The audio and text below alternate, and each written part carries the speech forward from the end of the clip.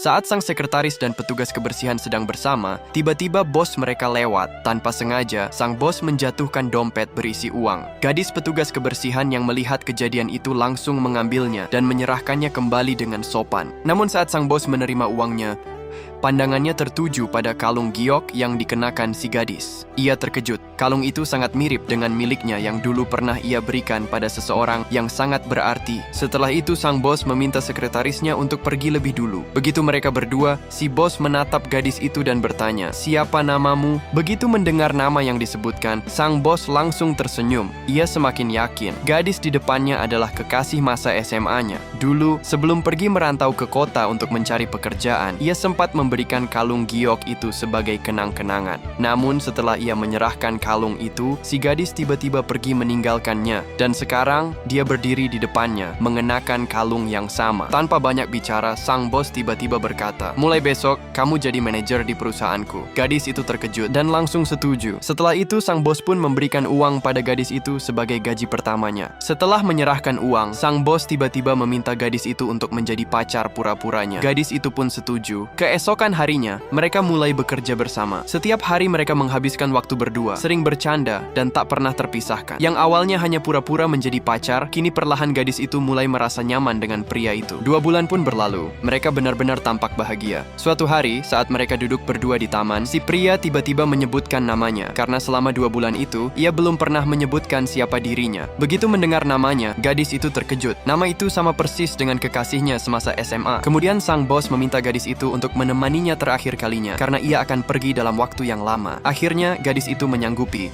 dan mereka pun pergi berjalan-jalan, menghabiskan waktu untuk terakhir kalinya. Keesokan harinya, di ruangannya, gadis itu menangis karena tak mendapatkan kabar dari sang bos. Ia pun menyuruh asistennya untuk mencari tahu keberadaan bosnya. Tak lama setelah asistennya pergi, sekretaris datang dan langsung mengatakan bahwa ia tahu di mana sang bos berada. Gadis itu terkejut dan merasa senang. Kemudian, sekretaris memberikan 2 kabar. Yang pertama, ia menyerahkan kalung giok milik sang bos kepada gadis itu. Dan saat melihat kalung itu, gadis itu terkejut. Ia baru menyadari bahwa kekasihnya semasa SMA adalah bosnya sendiri. Dan kabar kedua yang disampaikan sang sekretaris adalah, sang bos ternyata mengidap penyakit langka dan hidupnya diperkirakan tak akan lama lagi. Mendengar hal itu, gadis itu terkejut. Ia pun langsung berlari keluar untuk mencari pria itu. Di luar, ia melihat pria itu sedang bersama ibunya. Ia segera menghampiri dan memeluknya. Sambil bersedih, ia berkata, "Aku akan menjaga kamu sampai akhir waktu." Si pria yang mendengarnya sangat bahagia dan setuju. Lalu mereka pun pulang bersama. Dan akhirnya, setelah sekian lama terpisah, mereka pun kembali bersama